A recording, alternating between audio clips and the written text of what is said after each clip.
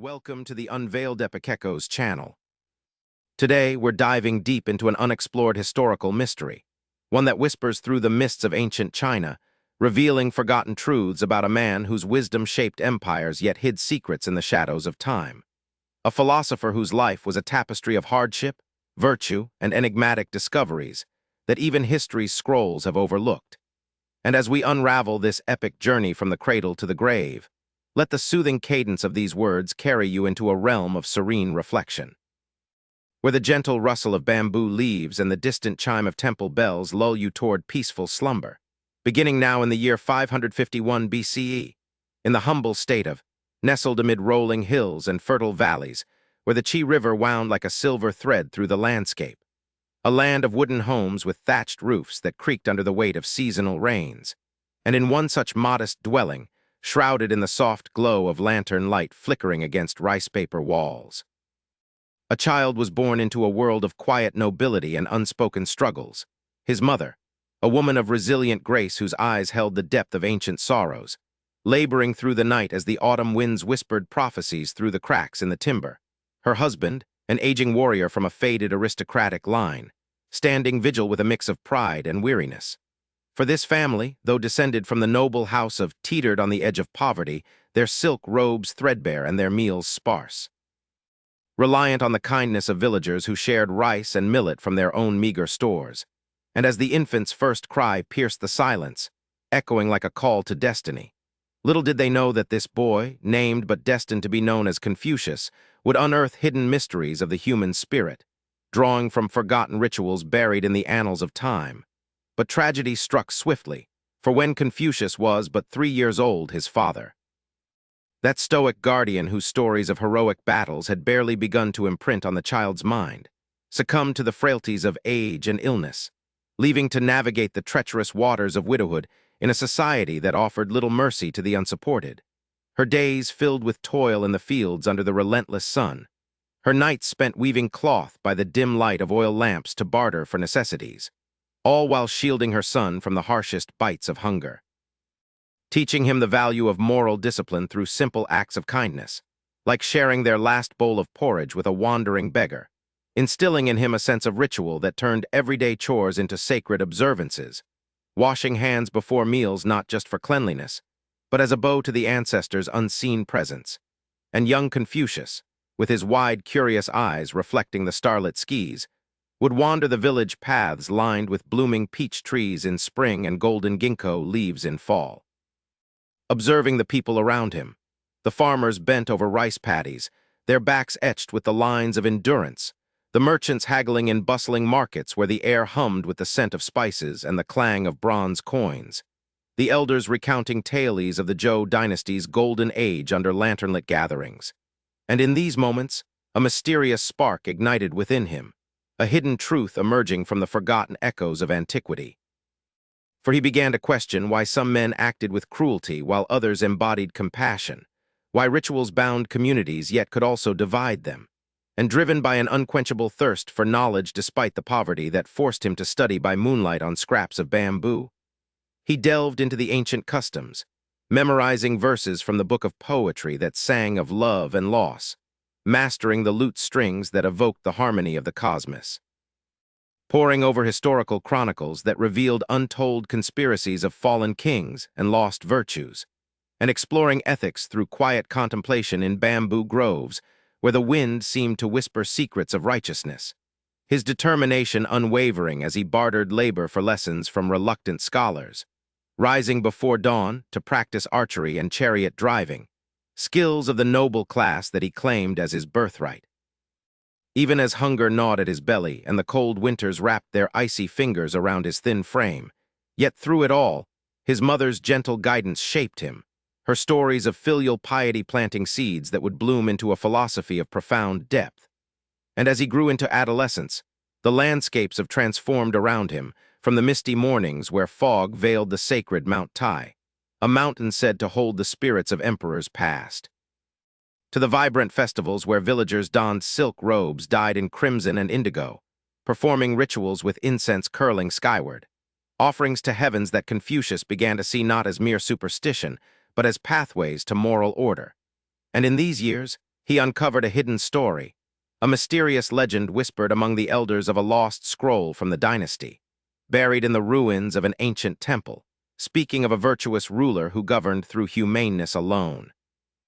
A discovery that fueled his resolve to revive such forgotten truths, leading him to seek out mentors in hidden hermitages, where wise recluses shared enigmatic parables under the shade of ancient pines, teaching him that true wisdom lay not in power but in the cultivation of the self. And by his early 20s, Confucius had emerged as a beacon of learning, his reputation spreading like ripples in a tranquil pond, drawing students from near and far to his modest home, where under the warm glow of lanterns, he encouraged them to question the world, not with rebellion but with thoughtful inquiry, guiding them through the pillars of morality. Ren, the humaneness that bound hearts in empathy. Li, the ritual propriety that orchestrated life's symphony. The filial piety that honored the roots from which one grew. Yi, the righteousness that stood firm against tempests of injustice, and the ideal of the morally cultivated person who embodied these virtues like a jade carving polished to perfection. His teaching style a blend of clarity and compassion, weaving stories of everyday life with profound insights, such as the tale of a humble fisherman who, through acts of kindness, reformed a tyrannical lord, a hidden historical event unearthed from dusty archives that illustrated the power of virtue over force. And his students, diverse in age and station, from impoverished youths to noble scions, sat in rapt attention on woven mats, their faces illuminated by the flickering light, as Confucius demonstrated rituals with graceful precision, the bow of respect, the offering of tea as a symbol of harmony, and amid these sessions, emotional bonds formed, tears shed over personal failures, laughter shared in moments of enlightenment, his words soothing like a balm, inviting listeners to drift into introspection. And as his influence grew, so did invitations to the royal courts,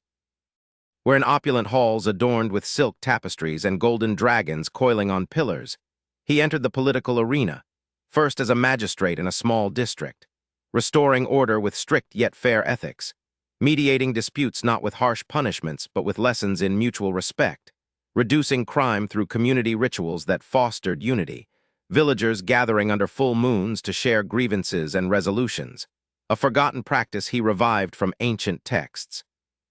earning him respect as crimes dwindled and harmony flourished, then ascending to governor where he oversaw granaries and roads, ensuring fair distribution during famines, his silk robes now finer yet worn with humility, and ultimately as minister of justice, a pinnacle where his reforms echoed through the state, executing justice with compassion, pardoning the repentant and educating the wayward, but with great power came shadowy enemies. Jealous courtiers who whispered conspiracies in dimly lit chambers, plotting his downfall through fabricated scandals and alliances with rival states, their envy born of his unwavering moral strength that exposed their corruption, and in a twist of fate shrouded in mystery, a hidden plot involving a forged decree from the Duke of forced him into exile, a heart-wrenching departure under cover of night, his loyal students weeping as he boarded a simple cart, leaving behind the familiar wooden homes and lanternlit streets for 13 long years of wandering across the fractured Chinese states, from the bustling markets of Qi, where he advised a receptive duke on governance through virtue, only to be rejected when his ideals clashed with ambitions of conquest, to the rugged terrains of Song, where assassins lurked in bamboo thickets, a forgotten attempt on his life thwarted by a mysterious ally, a hermit scholar who revealed ancient prophecies foretelling Confucius' role in restoring heavenly order, adding layers of intrigue to his journey, and onward to Wei, where he was welcomed with feasts in royal courts overlooking misty rivers, sharing teachings on Ren that moved even hardened generals to reflection, yet faced betrayal when political winds shifted, forcing him to press on through seasonal changes, enduring blistering summers where sweat soaked his robes as he crossed dusty plains,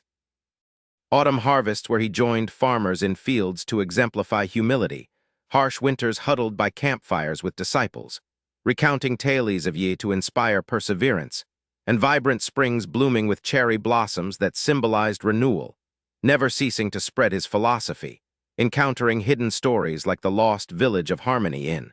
where an ancient community lived by unspoken Confucian principles long before his time, a discovery that deepened his resolve. advising rulers who sometimes heeded his words, implementing reforms that quelled unrest, other times dismissing him as an idealist. Yet through rejections and welcomes, his moral strength shone like a steady lantern in the dark. His disciples growing in number, their loyalty a testament to his compassion, sharing simple meals of millet porridge under starlit skies, discussing this path amid the philosophical calmness that enveloped their travels, and as years etched lines on his face. The weight of exile lifting when an invitation returned him to in his later years, the landscapes welcoming him back with familiar whispers of wind through pines, settling into a quiet life in a humble abode overlooking serene gardens, where he devoted himself to teaching once more, his voice a soothing melody guiding devoted students through the classics, editing ancient texts like the spring and autumn annals with meticulous care, infusing them with subtle commentaries that preserved forgotten truths. Reflecting on life's mysteries in moments of solitude, gazing at the changing seasons from his wooden veranda, the fall leaves a metaphor for impermanence, the winter snows blanketing the earth in peaceful silence, his teachings evolving with emotional depth, sharing personal anecdotes of loss and discovery that brought tears to listeners' eyes, fostering an atmosphere of profound serenity where one could drift into contemplative rest. And as his health waned, the air filled with the scent of incense from rituals performed by grateful pupils, he approached his end with the same grace that defined his life, passing peacefully in 479 BCE in a simple room bathed in soft morning light, surrounded by grieving disciples who held vigil in deep silence, their sobs muffled by the weight of legacy. And in the aftermath, his teachings were preserved in the Analects, a compilation of dialogues that captured his essence, ensuring his timeless influence rippled through generations, unveiling mysteries of the soul that continue to echo in the quiet corners of history. This mysterious journey ends here, but stay tuned for more untold stories in our next video. Subscribe to the channel and hit the bell icon so you don't miss any new stories. In the fading twilight of ancient China, where the shadows of bamboo groves stretched long across the earthen paths of the state of, the legacy of Confucius lingered like a gentle mist over the Qi River, his teachings not merely words etched on bamboo slips but living echoes that resonated through the hearts of those who had walked beside him. And as his disciples gathered in the humble courtyard of his final resting place, their silk robes whispering against the cool stone under a canopy of stars, they shared stories untold in the official annals, hidden fragments of his life that revealed deeper mysteries, such as the night during his exile when, under a stormy sky in the state of, he encountered an enigmatic hermit in a forgotten cave adorned with ancient carvings, symbols that predated the Zhou dynasty and spoke of a lost harmony between heaven and earth, a discovery that Confucius pondered in silence, weaving it into his philosophy without ever revealing its source to all but his closest followers, for he believed some truths were like delicate orchids, blooming only in the quiet gardens of the soul, and as the seasons cycled onward, spring's tender blossoms giving way to summer's verdant abundance, the disciples compiled the Analects not as a rigid doctrine, but as a tapestry of dialogues, each one infused with the emotional weight of personal encounters, like the time young, brash, and impulsive, challenged his master on the nature of courage, only to be met with a compassionate smile and a parable of a lone pine standing firm against winter gales, teaching that true righteousness was not in reckless action but in steadfast moral resolve. And these hidden stories spread quietly through villages where lantern light danced on wooden beams, inspiring farmers to practice Ren in their daily toils, sharing harvests with neighbors in acts of humaneness that mirrored the philosopher's own childhood hardships. When his mother, with calloused hands from weaving late into the night, taught him to honor the ancestors through simple rituals, lighting incense at a modest altar carved from pear wood, its smoke curling upward like prayers for guidance. And in these reflections, the epic scope of Confucius' journey unfolded further, revealing unexplored events such as his secret audience with the Duke of Qi, where amid opulent courts lined with jade screens and echoing with the strum of strings, he unraveled a conspiracy of corrupt advisors plotting to poison the ruler, using his wisdom to expose them not through accusation, but through subtle questions that led the Duke to his own revelations. A twist of fate that saved a kingdom yet earned him more enemies, forcing deeper into exile, wandering paths where autumn leaves carpeted the ground in crimson and gold, his cart creaking under the weight of scrolls that held forgotten histories. And during these years, he delved into mysteries of the natural world, observing the rhythmic changes of the Yangtze River's floods and ebbs as metaphors for Li, the ritual propriety that maintained social order, teaching his followers in makeshift camps by flickering campfires how to align their lives with the cosmos' unspoken laws, emphasizing through tales of his own devotion to his mother's memory, visiting her grave in stealth during brief returns, offering fruits and wine under moonlit skies. Emotions welling as he whispered gratitude for the discipline that forged his spirit, and as tensions rose in the warring states, with armies clashing in thunderous battles that the landscapes, Confucius' philosophy became a beacon of peace, his encounters with skeptical warlords turning into philosophical duels where words cut sharper than swords, like the climax in Wei when a tyrannical minister, envious of his influence, orchestrated an ambush in a misty forest. Arrows whistling through the dawn as disciples shielded their master, only for Confucius to confront the assailants with calm discourse on this unyielding virtue, disarming them not with force, but with the power of moral example, a forgotten truth that shifted allegiances and allowed safe passage, weaving mystery into his odyssey as rumors spread of divine protection, perhaps from the ancient spirits he honored in rituals performed at sacred groves, where silk-robed figures chanted invocations amid the scent of sandalwood, and returning to, in his twilight years, the air heavy with the fragrance of blooming lotuses in summer ponds. He edited the classics with a trembling hand, infusing the Book of Changes with insights from hidden divinations he had learned from reclusive sages, predictions that foretold the rise of empires built on virtue, his students absorbing these lessons in emotionally charged sessions, tears flowing as they grappled with life's impermanence, his voice a soothing river guiding them toward inner peace, and in quieter moments, he reflected on unexplored aspects of his youth, like the day he discovered a buried bronze vessel in the fields, inscribed with enigmatic runes from the Shang era, an artifact that sparked his lifelong quest for ethical revival, holding it up to the sunlight as if unlocking doors to forgotten worlds, and as his health faded. Surrounded by devoted pupils in a room where lantern light cast warm glows on weathered scrolls, he shared final wisdom on the harmony of all things, his passing a serene transition into the eternal, leaving behind a world forever touched by his calm strength, the Analects ensuring his thoughts endured like the unchanging mountains. This mysterious journey ends here, but stay tuned for more untold stories in our next video. Subscribe to the channel and hit the bell icon so you don't miss any new stories. And yet, even as the echoes of Confucius' final breath faded into the ether, the hidden threads of his influence began to weave through the fabric of time, unraveling mysteries that extended beyond his mortal coil.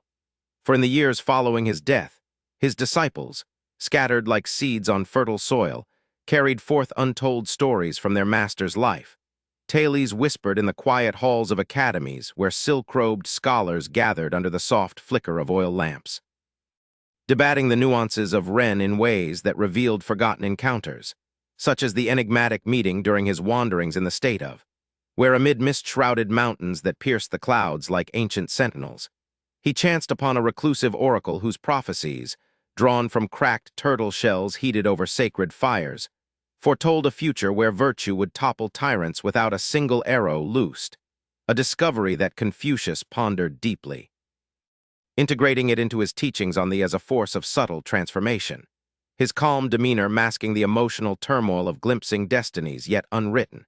And as these narratives spread, they inspired village elders in remote hamlets nestled along winding rivers, where seasonal floods mirrored the ebb and flow of human fortunes, to instill Li through communal rituals, families bowing in unison at ancestral shrines carved from fragrant cedar. The air thick with incense and the harmonious chants that evoked moral discipline, much like the young Confucius had observed in his poverty-stricken childhood, scavenging for knowledge in the shadows of grander estates, his bare feet treading dusty paths lined with wild mulberry bushes, where he once unearthed a buried jade amulet, an artifact from a lost era inscribed with symbols of harmony, a hidden truth that fueled his lifelong quest to bridge the past with the present. and in his rise as a teacher. The epic unfolded with rising tension as rival philosophers, cloaked in envy, challenged his doctrines in public forums under pavilion roofs adorned with painted dragons. Debates that crackled with intellectual fire, Confucius responding with philosophical poise. His words like gentle rain quenching flames of discord, emphasizing through parables of devoted sons who tended aging parents with unwavering care, drawing from his own memories of aiding his mother in her labors. Carrying water from distant wells under the scorching summer sun, sweat mingling with tears of quiet resolve, and politically his career's climax surged in the royal courts of, where as Minister of Justice, he navigated a web of conspiracies with moral fortitude, uncovering a plot involving smuggled poisons hidden in ornate lacquer boxes, intended for the Duke's table. His investigation questioning suspects with compassion that elicited confessions without torture. Restoring order amid chaos, yet earning shadowy adversaries who lurked in alleyways lit by flickering torches, their whispers plotting his exile, a dramatic turn that thrust him into the wilderness. 13 years of odyssey marked by plot twists like the stormy night in when bandits encircled his camp, only for a sudden eclipse to plunge the world into darkness, interpreted by Confucius as heaven's intervention, allowing escape through fog-veiled trails. His disciples' loyalty tested and forged in such trials, sharing tales around campfires where the crackle of wood blended with the strum of a borrowed lute, melodies evoking the timeless ethics he espoused. And in hidden valleys, he discovered forgotten communities practicing ancient customs, like a secluded village where elders governed through consensus, a living embodiment of Ren that he documented in secret journals, later edited into the classics during his return to, where in a modest study overlooking tranquil lotus ponds reflecting the moon's silver glow, he refined texts with ink-stained fingers, infusing them with emotional depth drawn from personal reflections on loss, the early death of his father, the struggles of his mother, the rejections of rulers, each added a layer of mystery unveiling the human spirit's resilience, his students absorbing these lessons in sessions that built to climactic revelations, one disciple achieving enlightenment under a gnarled pine. Tears streaming as the philosophy's profundity dawned, and as age crept upon him like autumn frost on leaves, Confucius contemplated the interconnectedness of all, wandering gardens where seasonal changes painted landscapes in hues of amber and jade, his silk robes flowing in the breeze as he shared final insights on virtue's enduring power, the air alive with the scent of blooming chrysanthemums, fostering a sense of peaceful discovery among followers who would carry his legacy forward.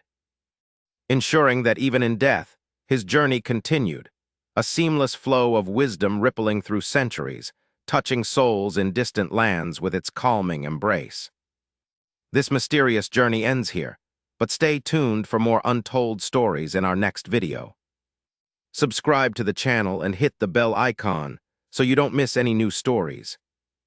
In the tranquil aftermath of Confucius' passing, where the gentle rustle of willow branches along the banks of the Qi River carried whispers of his enduring wisdom,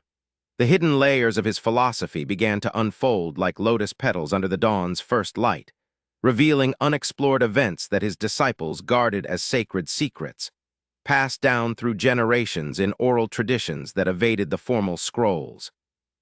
Such as the enigmatic vision he experienced during a solitary meditation in the bamboo forests of Song State amid his exile, when a sudden thunderstorm cleaved the sky,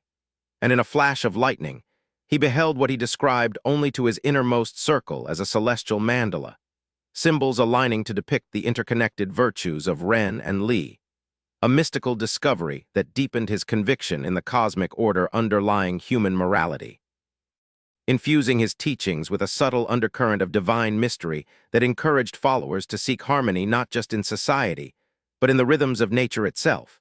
the changing seasons serving as eternal lessons, spring's renewal embodying hope after winter's trials,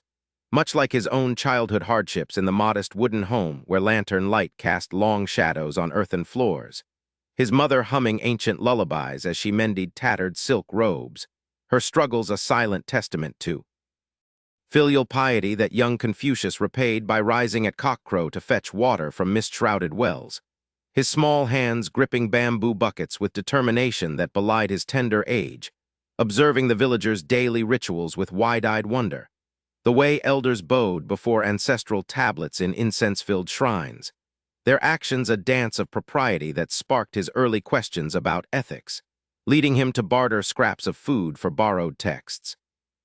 Poring over poetry under moonlight that painted the landscape in silvery hues, uncovering forgotten verses from the Shang dynasty that hinted at lost kingdoms ruled by virtuous sages, a hidden historical thread he wove into his later lessons. And as he matured into a teacher of renown, his modest academy inn became a sanctuary of emotional depth. Students arriving from distant states, their journeys across rugged mountain passes a metaphor for the inner quest toward becoming the ideal person cultivated through discipline and compassion, where Confucius guided them with stories laced with mystery, like the tale of a wandering scholar who decoded an ancient bronze inscription buried in a forgotten tomb, revealing prophecies of a golden age restored through righteousness, yet manifesting in acts of courage against corruption. And in these sessions, tensions built as doubts arose, one pupil grappling with personal loss, his tears mingling with the rain pattering on thatched roofs. Only for Confucius' soothing words to resolve the inner conflict, emphasizing Ren as the balm for human suffering, his voice a calming river flowing through the room, illuminated by the warm glow of lanterns hanging from wooden beams. And politically, his ascent was marked by dramatic twists, serving as magistrate where he quelled a village uprising not with force, but with ritual feasts that reunited feuding families. A forgotten event where hidden enmities dissolved over shared millet wine under starlit skies, rising to governor amid whispers of jealousy from court intrigue, implementing reforms that redistributed lands fairly, drawing from historical precedents in ancient chronicles he had studied in poverty. Yet the climax surged when, as Minister of Justice, he uncovered a vast conspiracy involving forged seals on royal decrees, smuggled through silk trade routes. His investigation, a web of discovery that exposed traitors in opulent halls echoing with the strum of zithers, confronting them with unyielding moral strength that led to confessions and restorations, but enemies like shadows at dusk, orchestrating his exile through a fabricated scandal involving a mysterious artifact, a jade seal said to bear curses from antiquity, forcing him to flee under cover of night, his loyal disciples trailing in a procession of carts laden with scrolls. Embarking on 13 years of wandering that unfolded like an epic odyssey across fractured landscapes, from the fertile plains of Qi, where he advised a duke in lavish courts overlooking terraced rice fields, his teachings on Li rejected amid ambitions of war, to the misty highlands of where he encountered a hermit alchemist in a cave adorned with alchemical runes, sharing enigmatic dialogues on the balance of yin and yang that subtly influenced his views on virtue. A hidden truth adding layers of philosophical depth, enduring seasonal hardships, blistering summers where heat waves shimmered over dusty roads, autumn harvests shared with hospitable farmers who embodied unwitting Ren, winters huddled in snow-draped inns reciting poetry to stave off despair, and springs blooming with wildflowers that symbolized resilience, never ceasing to impart wisdom, facing rejections with calm resolve. Like the warlord in Wei who mocked his ideals only to later seek counsel in secrecy after a battlefield defeat, a plot twist that affirmed the power of patience. And in forgotten villages, he unearthed stories of ancient sages who practiced in extraordinary ways, such as a son who traversed mountains to fulfill his father's dying wish, inspiring Confucius to refine his doctrines amid the emotional bonds with his followers, their campfires crackling with shared laughter and profound reflections. And upon returning to, the air scented with ripening persimmons in autumn orchards, he settled into serene later years, editing classical texts in a quiet study where sunlight filtered through rice paper windows,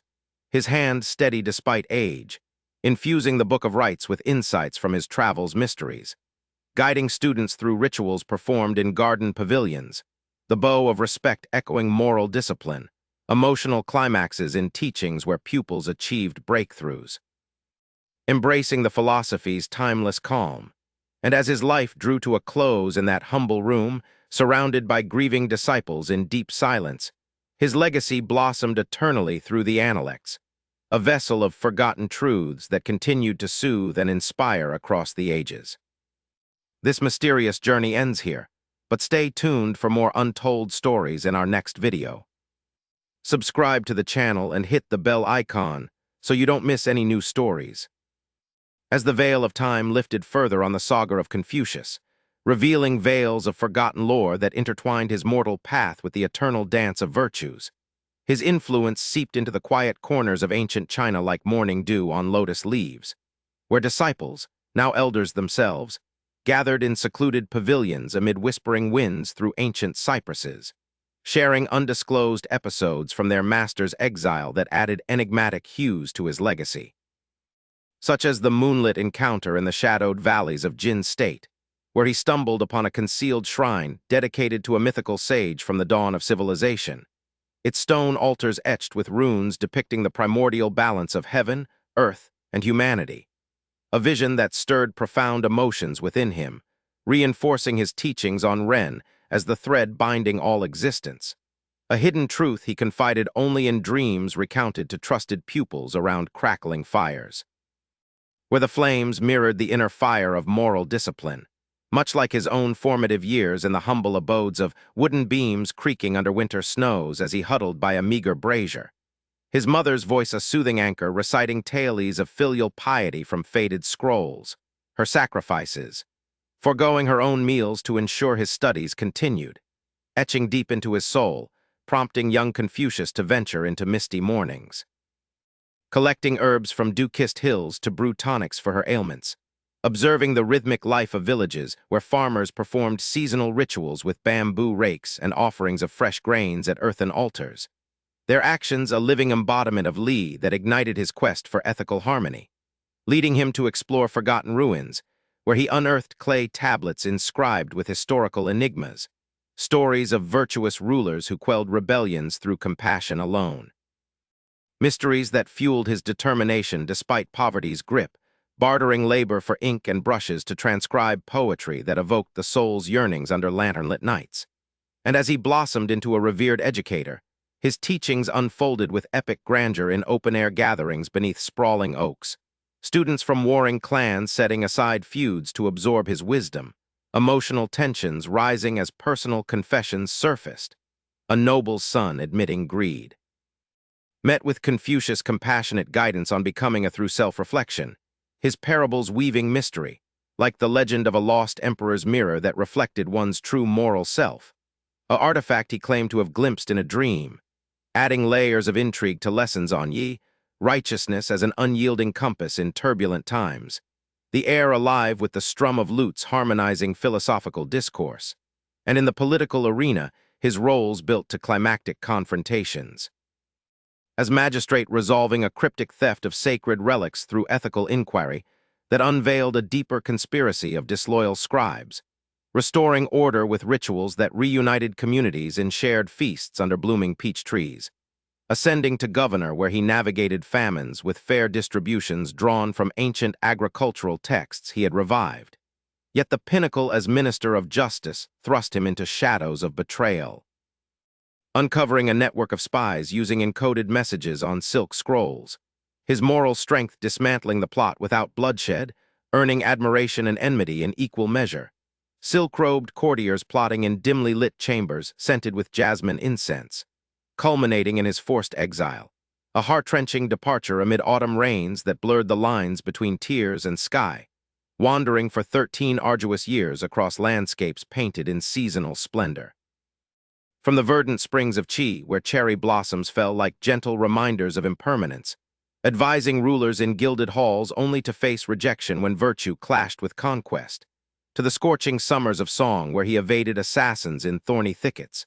a twist thwarted by a mysterious bird's cry he interpreted as heavenly omen, delving into hidden hamlets where forgotten elders practiced Ren in communal living, documenting their customs in journals that later informed his classics. Enduring winters in snowbound passes with disciples reciting verses to warm their spirits, springs awakening with wild azaleas symbolizing renewal amid rejections, like the Duke in Wei who initially scorned him but sought redemption after a vision in a storm, a philosophical turnaround affirming patience's power, and in secluded groves, he unraveled mysteries of ancient astronomy,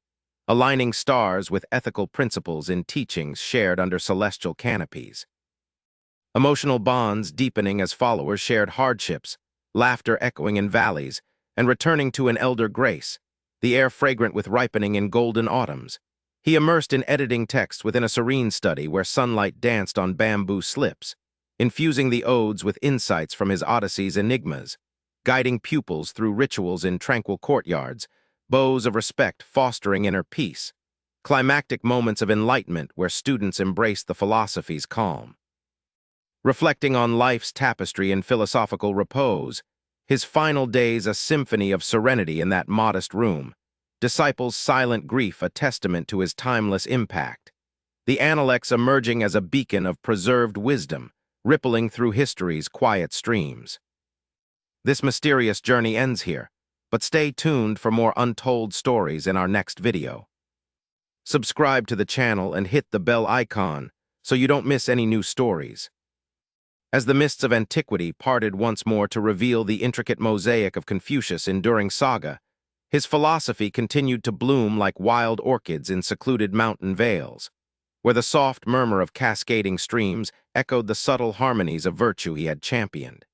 And in the generations that followed, his disciples' descendants uncovered veiled anecdotes from his life, preserved in fragile bamboo slips hidden in ancestral libraries. Tales that illuminated unexplored facets of his wanderings, such as the twilight vigil in the remote wilderness of Yue State during his prolonged exile, when amid a canopy of ancient banyans whose roots twisted like forgotten secrets into the earth, he communed with an enigmatic wanderer clad in tattered robes, a figure rumored to be a descendant of the mythical Yellow Emperor, sharing cryptic scrolls that mapped the stars' alignment with human ethics. A profound discovery that Confucius integrated into his reflections on Li, viewing celestial patterns as divine rituals guiding earthly conduct, a mystery he veiled in parables for his followers, evoking emotional depths around evening fires where sparks danced skyward like ascending prayers, mirroring the hardships of his early days in the modest thatched dwellings of, where winter winds howled through cracks in wooden walls. Young Confucius wrapping himself in threadbare blankets as his mother stirred simple porridges over flickering hearths, her weary eyes reflecting unwavering love, teaching him through quiet acts like mending his father's old armor with careful stitches, honoring the departed warrior's memory. And as he roamed the village lanes lined with blooming apricot trees in spring's gentle embrace, he absorbed the rhythms of community life. Farmers tilling soil with bamboo plows in ritualistic patterns that honored the seasons, elders convening under pavilion shades to recount historical enigmas from the Zhou era, sparking his insatiable curiosity that led him to clandestine studies in hidden grottos, where he deciphered faded inscriptions on stone steels revealing lost virtues of ancient sages, poverty sharpening his resolve as he traded chores for glimpses of sacred texts. Memorizing melodies on a borrowed flute that evoked the soul's ethical yearnings under lantern-glow evenings, and emerging as a sage instructor, his epic ascent drew seekers to his humble enclave, where under roofs of woven reeds, emotional narratives unfolded, students baring their souls in confessions of moral lapses, met with Confucius' compassionate counsel on cultivating the through daily discipline, weaving mysteries like the fable of a concealed spring in a desert oasis. Symbolizing Yi as the hidden wellspring of righteousness that sustains through adversity, the air resonant with the gentle plucks of strings harmonizing philosophical insights, building tension as debates ignited over virtue's application in chaotic times, resolutions arriving like dawn's light-piercing fog, and in the corridors of power, his political odyssey surged with intrigue, as magistrate unraveling a puzzling disappearance of village elders traced to a rival clan's scheme. Resolved through ethical dialogues in communal assemblies beneath full moons, promoting harmony via revived rituals of shared offerings, elevating to governor where he orchestrated defenses against floods with ancient engineering lore from unearthed manuscripts. Yet the zenith as minister of justice plunged him into a vortex of conspiracy, exposing a cabal smuggling illicit bronzes engraved with treasonous codes. His unassailable moral fortitude leading interrogations that yielded truths without coercion, silk-adorned halls alive with the scent of burning censers as justice prevailed. But adversaries slithered in shadows, forging alliances that precipitated his exile. A poignant farewell amid swirling autumn mists that cloaked tear-streaked faces, embarking on a 13-year pilgrimage across fractured realms. From the opulent terraces of Qi, where he proffered wisdom in courts overlooking emerald paddies. Spurned when ideals clashed with martial ambitions, to the craggy peaks of where he eluded pursuers in labyrinthine caves, housing archaic murals depicting virtuous reigns.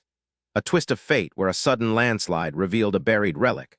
A jade bi-disc inscribed with prophecies of renewal, deepening his teachings on Ren as heaven's benevolent force, weathering season's trials, summer's relentless heat baking earthen roads, autumn's golden harvests shared in grateful hamlets embodying unwitting propriety. Winter's icy grips in makeshift shelters reciting odes to fortify spirits, spring's vibrant rebirths with peony blooms heralding hope amid dismissals, such as the Lord in song who ridiculed his doctrines only to implore aid after a prophetic dream, affirming virtue's subtle triumph. And in verdant enclaves, he unearthed tales of primordial harmony, like a lineage of hermits preserving through generational lore, inspiring refinements to his philosophy amid heartfelt exchanges with disciples. Their bonds forged in adversity's crucible, laughter mingling with profound musings under starry vaults. And in his autumnal return to the landscape awash in crimson maples, he retreated to scholarly repose in a tranquil abode where morning dews glistened on herb gardens, meticulously curating classics with quill and ink, embedding insights from his journey's arcane findings into the annals, mentoring acolytes through serene rituals in courtyard settings. The graceful sweep of bows instilling calm discipline, emotional peaks in revelations where learners grasp the essence of wisdom, contemplating existences weave in meditative stillness. His waning days enveloped in peaceful reflection within that unadorned chamber, loyal adherents' hushed sorrows underscoring his indelible mark, the Analects crystallizing as an eternal repository of veiled verities, flowing through history's serene currents to enlighten afar. This mysterious journey ends here, but stay tuned for more untold stories in our next video. Subscribe to the channel and hit the bell icon so you don't miss any new stories. As the chronicles of Confucius unfurled like ancient scrolls bathed in the soft luminescence of dawn over the sacred peaks of Mount Tai, his timeless ethos permeated the veiled recesses of history, where acolytes in subsequent eras, cloistered in bamboo-thatched hermitages amid whispering mists, unearthed cryptic vignettes from his Odyssey, safeguarded in esoteric manuscripts that evaded the ravages of time, such as the nocturnal revelation amid the reed-fringed lakes of Wu State during his nomadic years, when under a canopy of twinkling constellations mirrored in still waters, he encountered a spectral fisherman whose oar strokes seemed to trace ethereal patterns, imparting lore from primordial floods that symbolized the fluid balance of virtues.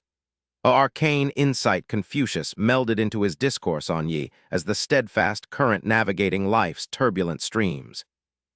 A secret he divulged in hushed tones to devoted companions around glowing embers, where the fire's warmth evoked the resilient spirit forged in his impoverished youth within the creaking timber frames of humble abodes.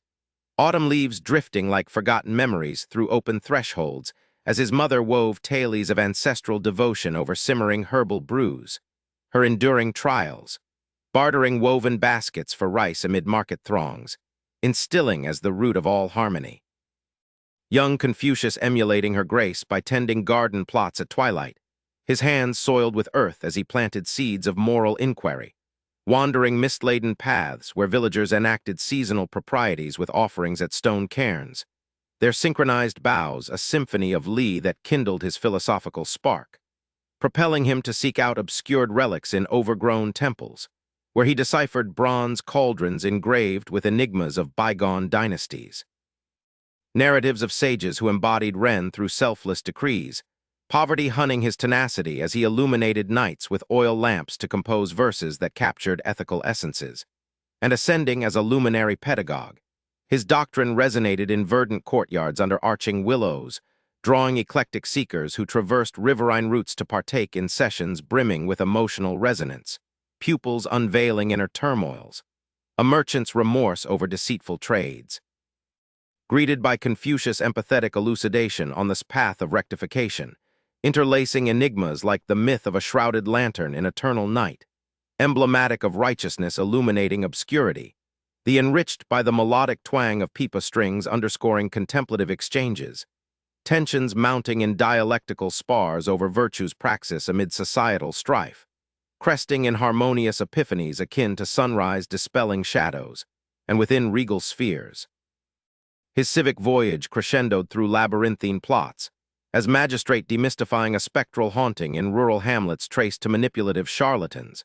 quelled via communal rites that exorcised discord under lantern-strewn canopies, advancing to governor where he harnessed archaic irrigation wisdom from salvaged tomes to avert droughts. Yet the apex as minister of justice immersed him in intrigue's depths, unmasking a syndicate peddling forged edicts concealed in ornate ivory casks. His incorruptible ethos steering probes that elicited verity's sans duress, opulent chambers perfumed with orchid essences as equity triumphed, though foes proliferated like nocturnal phantoms, conspiring pacts that heralded his banishment, a sorrowful exodus beneath veiling spring showers that mingled with farewell laments, venturing into a 13-year saga across mosaic terrains, from cheese palatial enclaves surveying azure horizons. Tendering counsel spurned when ethics opposed expansionist zeal, to Sfoggin-shrouded gorges where he evaded perils in cavernous refuges adorned with prehistoric glyphs portraying harmonious reigns, a serendipitous quake unveiling a crystal geode etched with auguries of benevolence, enriching his expositions on humaneness as celestial grace, braving temporal vicissitudes, summer's sweltering veils over parched expanses. Autumn's bountiful yields partaken in altruistic settlements exemplifying propriety, winter's frosty shrouds and ephemeral lodgings chanting hymns to bolster resolve, spring's efflorescent tapestries with lotus signaling perseverance through snubs. As in Jin, where a sovereign derided his tenets yet beseeched guidance post-oracular vision, validating virtue's inexorable sway, and amid lush retreats, he exhumed sagas of archaic equilibrium, such as Hermetic clans upholding filial legacies via oral epics, refining his tenets through soulful communions with adherents, their alliances tempered in trial's forge, mirth intertwining with sagacious ponderings beneath astral domes, and in his venerable repatriation too, landscapes aglow with harvest moons casting amber sheens, he embraced erudite tranquility in a modest sanctum where breezes carried petal scents through latticed panes, scrupulously refining canons with seasoned quill. Embedding Odyssey's occult gleanings into the rites, shepherding novices via placid ceremonies in arbor-shaded precincts, the fluid arc of salutations nurturing serene rigor, poignant zeniths in illuminations where acolytes internalized wisdom's core, musing on being's intricate loom in meditative hush, his twilight enveloped in tranquil introspection amid that Spartan space, faithful mourners' subdued anguish affirming his perpetual imprint.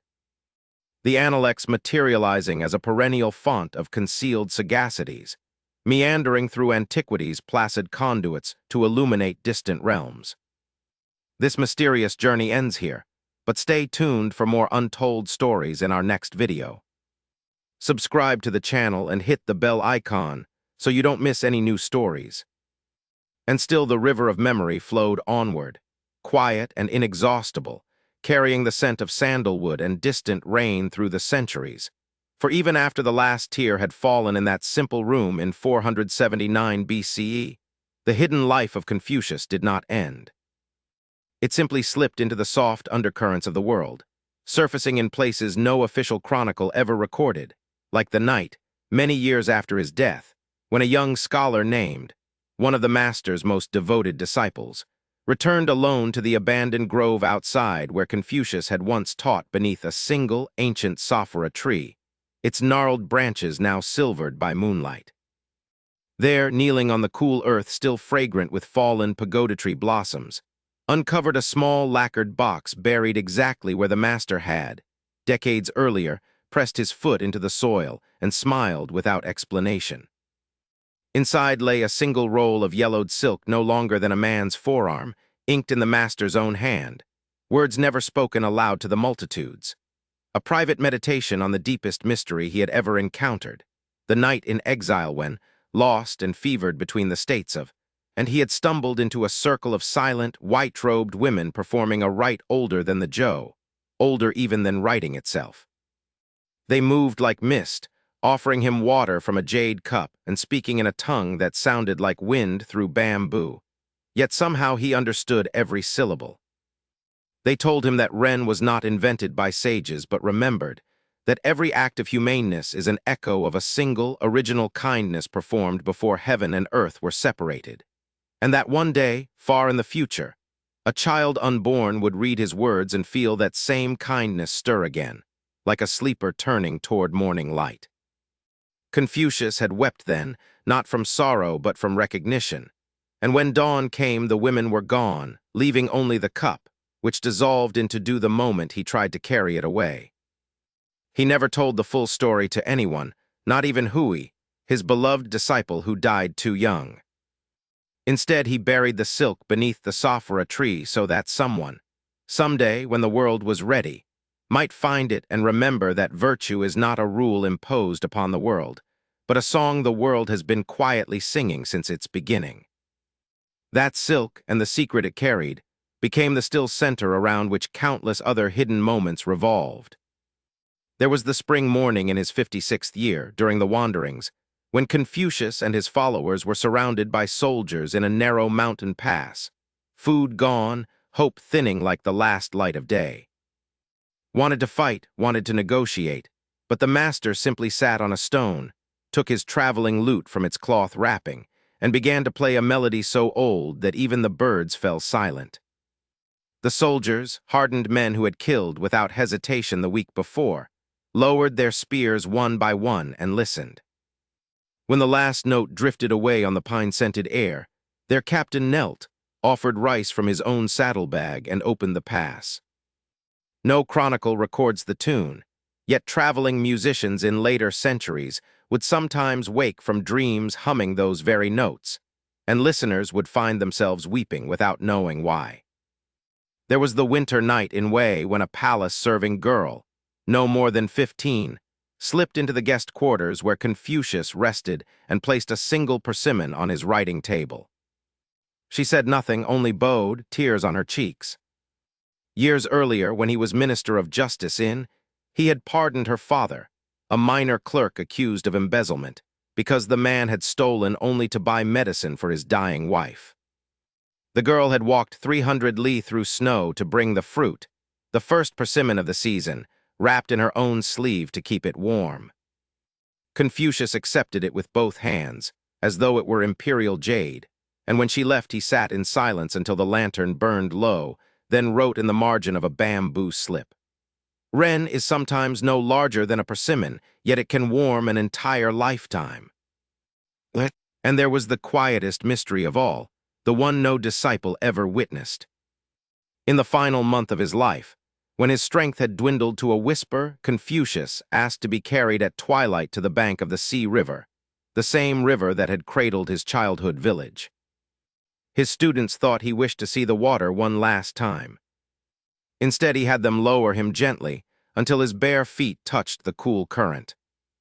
He stood there motionless for a long while, eyes closed, the hem of his plain robe darkening as it drank the river. When they lifted him back into the sedan chair, his face shone with a serene radiance none could explain.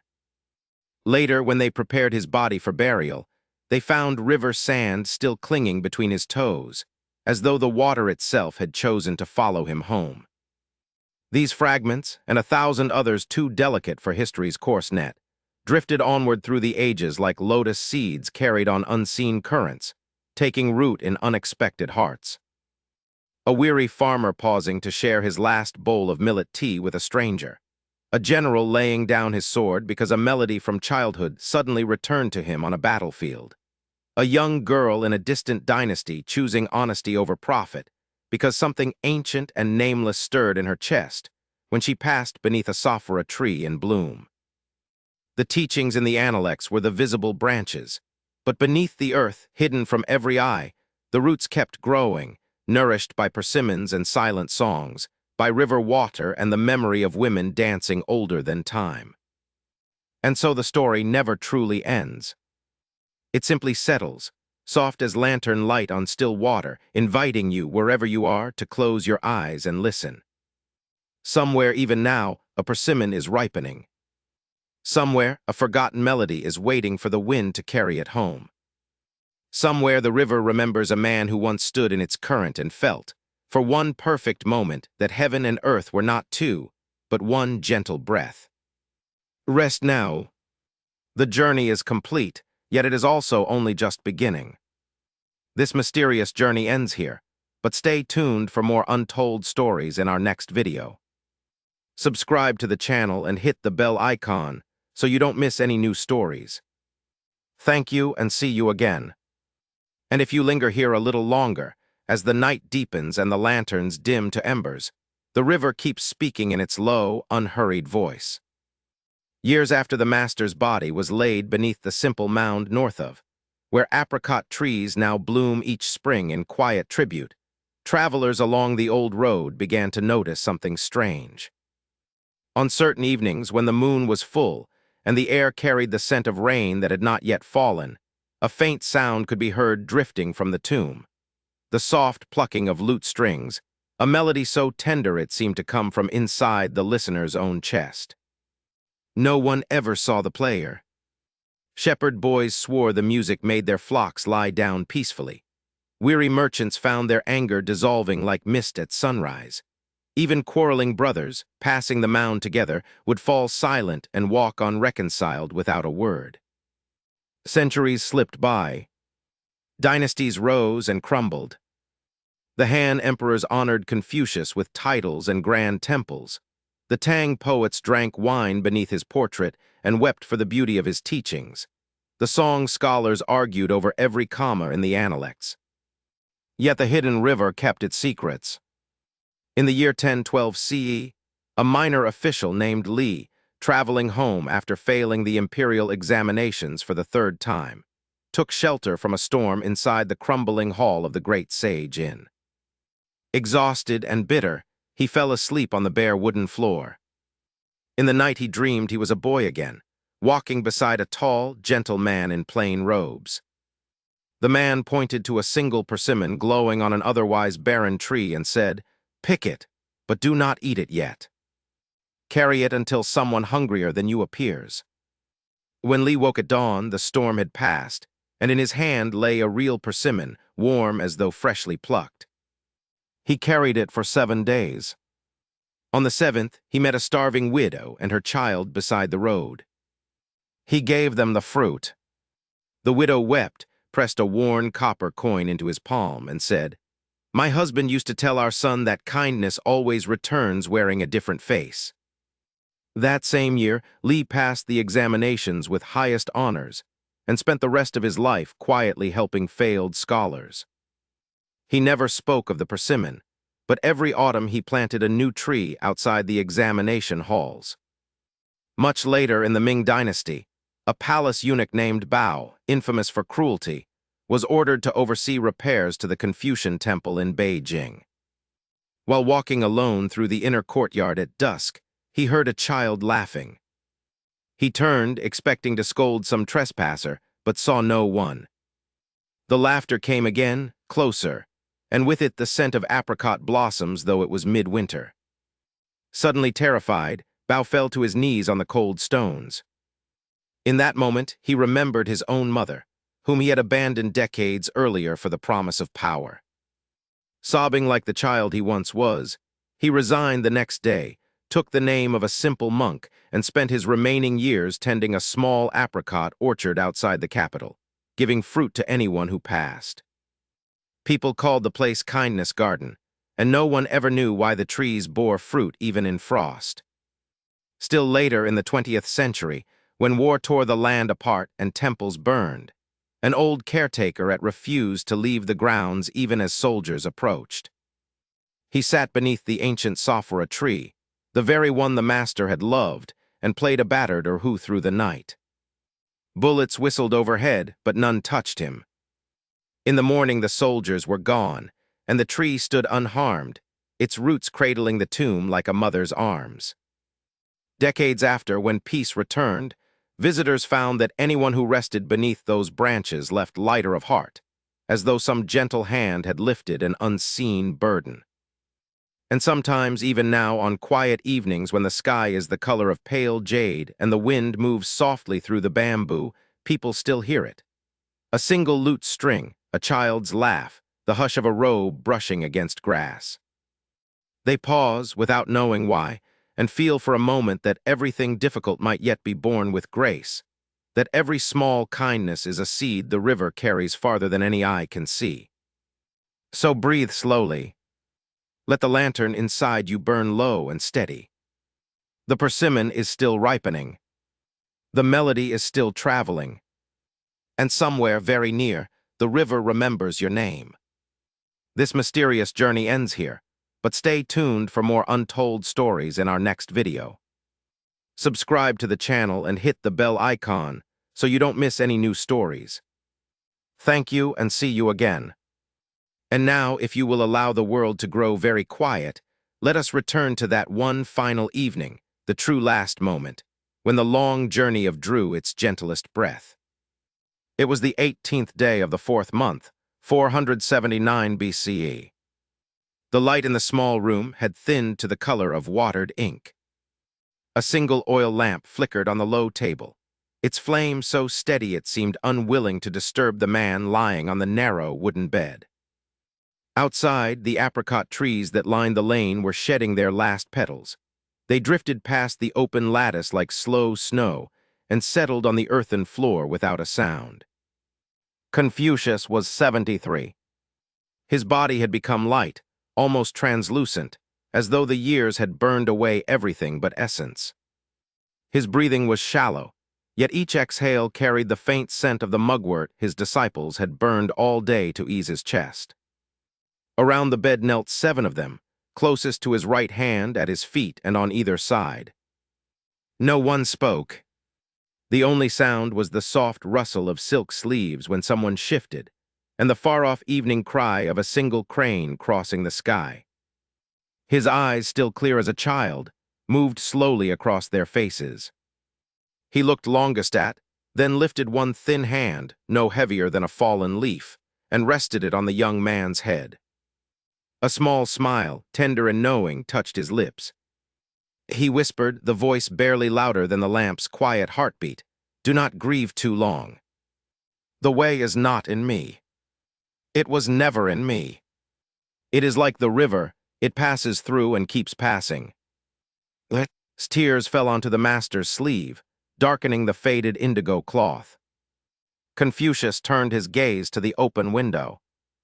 Beyond the lattice, the first star of evening had appeared, low and steady above the dark line of the city wall. He watched it for a long while, as though greeting an old friend who had walked the entire road with him. Then, so softly that only heard it, he said, "The mountain is quiet tonight." His hand slipped from his head and came to rest, palm upward, on the quilt. The fingers uncurled, like a flower opening to moonlight. The lamp flame bowed once, very slightly, as if in reverence. And in that instant, with no struggle, no final word, no ceremony but the silent falling of apricot petals, Confucius left the room. The disciples did not move. Outside, the crane cried again, farther away now, and the star burned brighter. A small breeze stirred the petals on the floor, gathering them into a perfect circle around the bed, as though the world itself had come to pay its respects. In the hush that followed, thought he heard, so faintly that he could never be sure, the distant pluck of a lute string, a single note, clear and calm, drifting across 2,500 years to settle gently on the heart of anyone who has ever chosen kindness when it was hardest. The moment lingered, warm and complete, like the last exhalation of a long, honorable day. Then the lamp went out by itself, leaving only starlight and the scent of apricots. Sleep now, dear listener. He is still walking somewhere, barefoot in the river, smiling at the same star. This mysterious journey ends here, but stay tuned for more untold stories in our next video. Subscribe to the channel and hit the bell icon so you don't miss any new stories. Thank you and see you again.